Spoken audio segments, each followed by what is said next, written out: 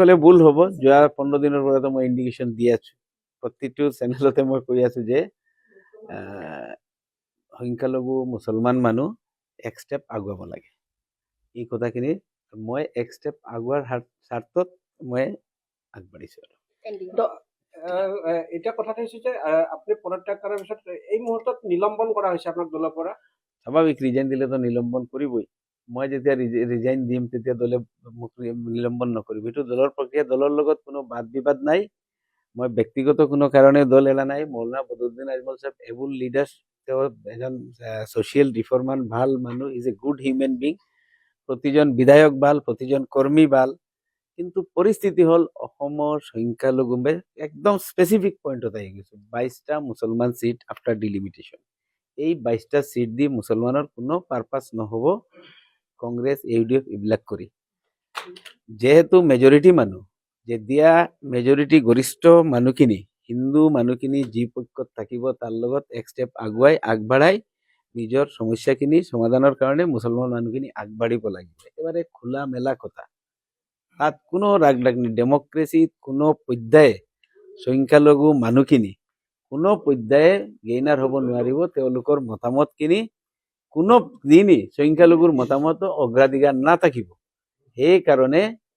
সেইকাৰণে মই এক ষ্টেপ আগবাঢ়িছো যে মানুহখিনি আগবাঢ়ক, আমাৰ সমস্যাখিনি।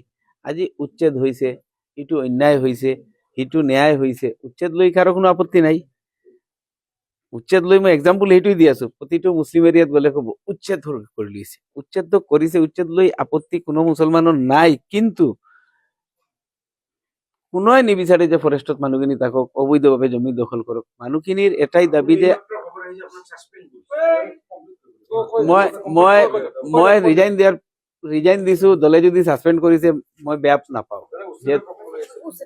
মই কথাটো কৈছো যে এই উচ্ছেদিত মানুহখিনিক প্ৰতিজন মুছলমানে বিচাৰে, যদি ভাৰতীয় মানুহ থাকে তেওঁলোকক পুনৰ্বাসন দিব লাগে। এই কথাখিনি বাউণ্ডাৰীৰ ভিতৰত গৈ মই যুঁজিম না বাহিৰত থাকি চিঞৰি থাকিম? কথাটো কৈছে, আজি যদি NDAৰ পাৰ্ট হওঁ, আমি যদি মানুহখিনিৰ সমস্যাখিনি আগভাগ লৈ দাঙি ধৰিব পাৰোঁ প্ৰপাৰ মেনাৰত, দলীয় ফৰামতে হওক, আমাৰ NDAৰ ফৰামতে হওক, মুখ্যমন্ত্ৰীৰ তাতে হওক, তেতিয়াহ'লেতো এটা ডিছকাশ্যন হ'ব। এতিয়া ৰাজনৈতিকভাৱে 22জন বিধায়কৰ কোনো গুৰুত্ব যাতে নাথাকিব, তাত খোৱা কামৰা কৰি কেইবাজন যাব UDFত, কেইবাজন জিকিব কংগ্ৰেছত, 2-এজন হয়তো আন দলতো জিকিব পাৰে। মইতো আশা কৰি আছো 4টা আমিও পাম। UDF দলে যিটো মানে হেৰি কৰিব, তাৰপিছত কংগ্ৰেছ থাকিব, তাৰপিছত আমাৰ AGP দল থাকিব। AGPও মই আশা কৰিছো 4টা মান চিট পাব বুলি মুছলমান সম্প্ৰদায়ৰ পৰা। কৰিম AGP আজি নকৰো, জনাম আপোনালোকক 2-এদিনতে জইন কৰিম। মোৰ দলীয় বহুত ৱাৰ্ড কমিশ্যনাৰ আছে, পঞ্চায়তৰ প্ৰতিনিধি আছে, জিলা পৰিষদ আছে, আৰু মোৰ কংগ্ৰেছৰ বহু সতীৰ্থ সোণাইৰ, বিশেষকৈ সোণাইৰ, তেওঁলোকেও আৰু AGPত জইন কৰিব। সোণাইত আচলতে ইমান দলীয় পলিটিক্স মই কৰা নাই। কংগ্ৰেছ, UDF, AGP, BJP এনেকৈ কৰা নাই। চব পাৰ্টি চবৰ লগতে ভাল। মোৰ চবৰ কথা হ'ল এটা চলো চব এক লগত যাওঁ। আৰু সেইকাৰণে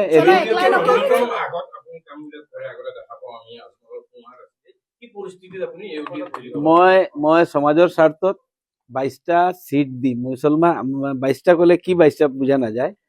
সংখ্যালঘু মুছলমানৰ অসমৰ ডিলিমিটেশ্যনৰ পিছত 22খন বিধানসভা সমষ্টি আছে। এই 22খন দি সংখ্যালঘুৱে নিজৰ দাবী দাৱা এক বা কোনো ধৰণৰ গভৰ্ণমেণ্ট পাতিব নোৱাৰিব আৰু ভাঙিব নোৱাৰিব। সেইকাৰণে এক ষ্টেপ আগুৱাব লাগে মুছলমান। সেইকাৰণে মই NDAৰ পক্ষত এক ষ্টেপ আগবাঢ়িছো। আজমল ব্যক্তিগতভাৱেতো ৰাজনীতি কৰা নাই। আজমল সাহেব আছে, যথেষ্ট সংখ্যক বিধায়ক লগত আছে, কৰ্মী লগত আছে, আৰু তেওঁ কেপেবল লিডাৰ। UDFত মোৰ কাৰণে, মই বেচিকেলি UDFতো নাছিলো, মই 2015ত আহিছিলো, আৰু মই UDFৰ অতীতখিনি যিখিনি আছে সকলো কেপেবল পাৰ্টি চলাই লৈ যোৱাৰ কাৰণে। কিন্তু আপোনাক যিখন নিলম্বন কৰা হৈছে দলৰ পৰা 4 তাৰিখ আছে, 4 মাৰ্চ, কিন্তু দলগড় বিধায়কে কৈছে আপোনাক 5 দিন আগতে নিলম্বন হৈছে। কোনটো আছে? যি ক'ব ঠিক আছে, কোনো কথা নাই। পাৰ্টিৰ নিলম্বন ডেট লৈ কি কথা আছে? মই পাৰ্টিৰ পৰা আঁতৰিছো, পাৰ্টিয়ে মোক নিলম্বন কৰিছে, তাত লৈ কিন্তু ইছ্যু নহয়। ইছ্যুটো মই ক'ত গৈ আছো, কিয় গৈ আছো, পলিটিকেল এজিপি বাছি লৈছো এনডিএৰ কাৰণে মই ক্লিয়াৰলি কৈ আছো সংখ্যালঘু মুছলমান মানুহ ক্ষমতাৰ পৰা দূৰত থাকিব নালাগে ওচৰত পাজৰত থাকিব লাগে মুখ্যমন্ত্ৰীৰ বাবে বাছি লোৱা মই হৈছে। চিধা মুখ্যমন্ত্ৰীৰ কাম কৰাৰ বাবে বাছি লোৱা হৈছে নেকি মুখ্যমন্ত্ৰীৰ কাম কৰাৰ কাৰণে ছেকেণ্ডাৰী কথাটো হ'ল ক্ষমতাত লগত মুছলমান মানুহখিনি থাকিব লাগে যদি নীতিশ কুমাৰজী ব্যক্তিগতভাৱে মুখ্যমন্ত্ৰী হোৱাৰ কাৰণে যদি 6 বাৰ ইলেক্টেড হৈ 11 বাৰ শপত ল'ব পাৰে যে বিহাৰৰ স্বাৰ্থত তেতিয়া মুছলমান মানুহখিনিয়ে কিয় পলিটিকেল বাৰ্গেনিং নকৰিব আমি কৰিম মুখ্যমন্ত্ৰীৰ লগত আমি পলিটিকেল বাৰ্গেনিং কৰিম কিয় নকৰিম এজিপিৰ ভিতৰত বহি আমি যুঁজিম আমাৰ সমস্যাখিনি লৈ আমি কথা পাতিব লাগিব কথাটো হ'ল বাউণ্ডাৰীৰ ভিতৰত না বাহিৰত মই বাউণ্ডাৰীৰ ভিতৰত সোমাই চৰকাৰৰ লগত থাকি কোনো মুছলমানে চৰকাৰ ভাঙিব পাৰিব নেকি টিকট কনফাৰ্ম হৈ আপুনি এজিপিত যোগদানৰ টিকেটৰ কথাটো পিছৰ কথা নহয় যদি তথাপিও বাউণ্ডাৰীৰ খেলিবতো লাগিবই বাউণ্ডাৰীৰ আপুনি।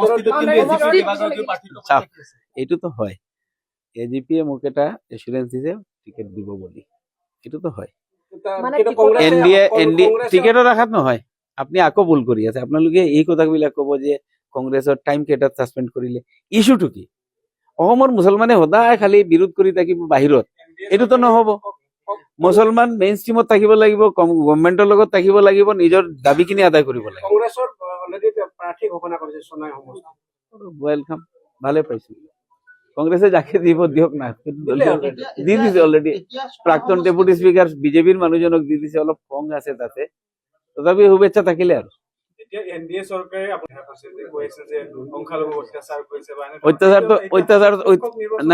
নাই অত্যাচাৰ কৰিছে বুলি মই এতিয়া কৈছো নেকি বোলে অত্যাচাৰ কৰা নাই সংখ্যালঘু মানুহৰ বহুত ভাল কাম কৰিছে মই কৈছো ফাৰ্ষ্ট ষ্টেপ যে এক ষ্টেপ মুছলমানে সমস্যাখিনি আমাৰ আমি এক ষ্টেপ আগুৱাব লাগিব যুঁজখন ভিতৰত আছিল বাহিৰত আছিল ভিতৰত হ'ব ইয়াতকে বেছি একো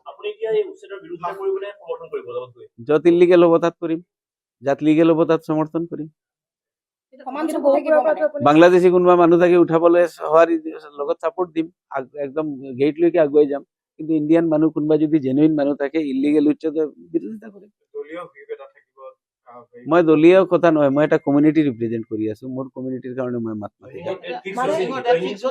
জইনিঙৰ ডেট ফিক্স কৰা নাই অতুল বৰা ডাঙৰীয়াক মই এটা লেটাৰ দিম ফৰ্মেলি আজি বা কালিৰ ভিতৰত তেওঁ যি ডেট দিব তেওঁ যদি জইন কৰাব বিচাৰে তেতিয়াতো দিব ইতিমধ্যে কথা হৈছে কথাটো হয় ৰাজনীতিত এইবিলাকতো আৰু নহ'লেতো কোনো হেৰি নকৰে আৰু কোন কোন যাব মইতো দল ত্যাগ কৰিছো ইউডিএফে মোক ছাছপেণ্ড এইটো কোনো ইছ্যু নহয় চাওক মই ইউডিএফ দলত আছিলো সকলোৰে সমৰ্থন পাইছো প্ৰতিজন কৰ্মী সদস্য স্পেচিয়েলি মৌলানা বদৰুদ্দিন আজমল চাহেবে বহুত মোৰ ওপৰত ট্ৰাষ্ট ৰাখিছে দলীয় প্ৰতিজন কৰ্মীৰ লগত ভাল মোৰ সৎ নিষ্ঠাবান কৰ্মীৰ অভাৱ নাই ইউডিএফ দলত বিধায়কখিনিও ভাল ৰাইজৰ হকে মাত মাতি থাকে কিন্তু পৰিস্থিতি এটা হ'ল যে কোনোবা না কোনোবা মানুহ মুছলমান মানুহ চৰকাৰৰ ফালে কিমান দিন আইচলেটেড হৈ আমি কাজিয়া কৰি থাকিম কোনোবা না কোনোবা এজনতো বহুত ষ্টেপ দিব লাগিব সেইকাৰণে মই আগুৱাই আহিছো ৰাজ্যসভা নিৰ্বাচনৰ আজি মনোনয়নৰ অন্তিম দিন স্বাক্ষৰ কৰিলে মনোনয়ন হেৰি প্ৰমোদ বড়ো আপোনাৰ লগতে আৰু কোনে কোনে কৰিলে ছাছপেণ্ডেড বিধায়ক দুইজনে কৰিছে আমাৰ দলৰ ছাছপেণ্ডেড দুইজন বিধায়ক আছিলে নিজামুদ্দিন চৌধুৰী আৰু সুজামুদ্দিন তেওঁলোক দুজনো যাব সুজামুদ্দিন জাকিৰ হুছেইন লস্কৰ আপোনাৰ লগত তেওঁলোক দুজনো এজিপি জইন কৰিব বুলি ভাবিছে আপোনাৰ সমষ্টিত এআইডিএফৰ ভেটি কেনেকুৱা